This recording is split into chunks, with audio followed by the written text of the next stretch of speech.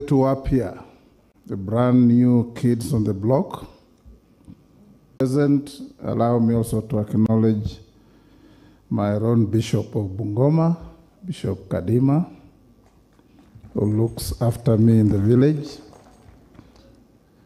I've been sent here by His Excellency the President, Dr. William Samoei Ruto. And as I deliver his message, allow me to salute our 5th President, our brother Uhuru Kenyatta, our Governor of Nairobi, and all the protocol as established. Nimekuja hapa kuleta salamu za rais wetu kwa mabishop wetu wapya. Salamu na hongera isiyo na kipimo wala kifani, na kuwaambia hongera sana kwa kupanda ngazi ya ulinzi wa mioyo yetu katika kanisa letu la Katoliki na kufikia kiwango cha kuwa maaskofu. Rais angependa kuwa hapa leo, lakini vile mjuavyo ako safari ya nje na tarudi pengine leo au kesho.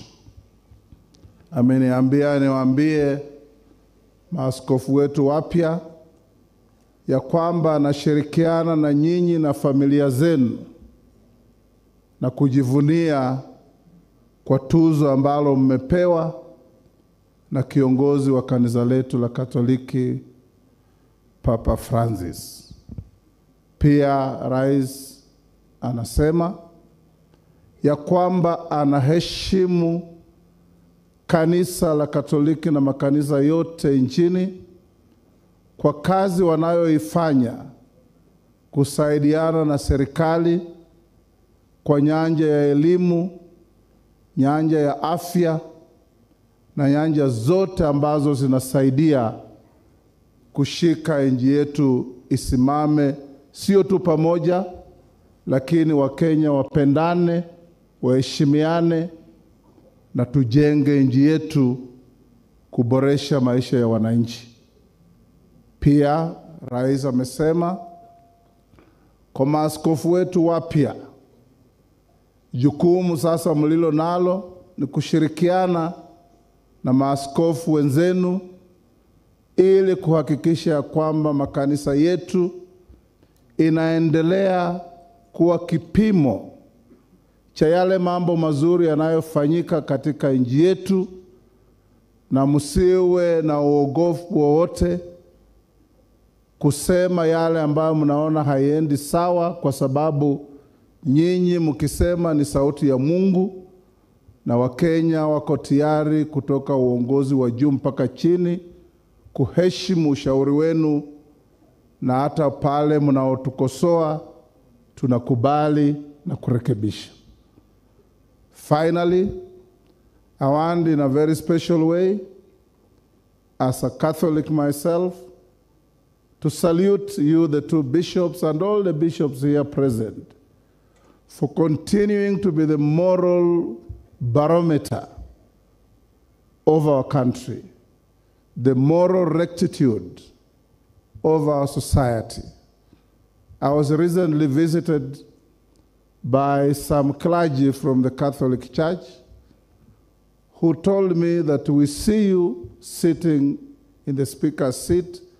Please, for the sake of our nation, don't allow any legislation that perverts or corrupts the morals of our society.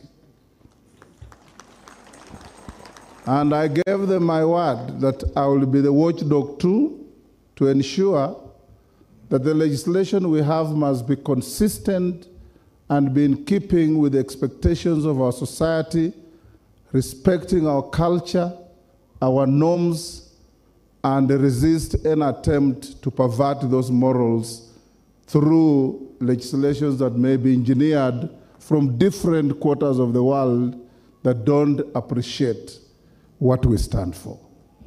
And I give you that promise as a church that we will do exactly that. Lastly, allow me also to exercise some bragging rights that Archbishop Philip Anyolo, the Archbishop of Nairobi, is born in the same county as yours truly here. And it's the same county that gave this country life in the shadow of Catholicism.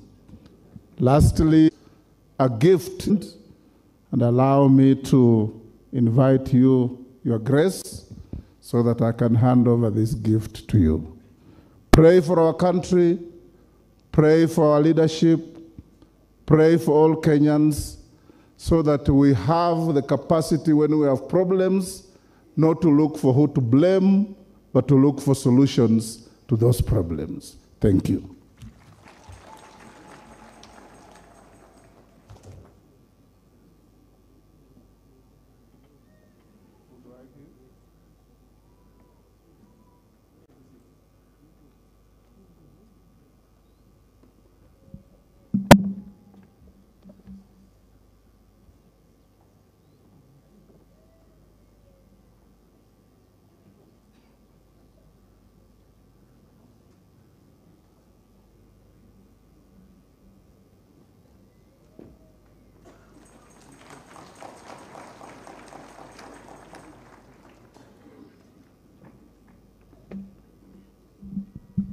Thank you very much, Honorable Wetangula, for your kind words and for the message from His Excellency, the President.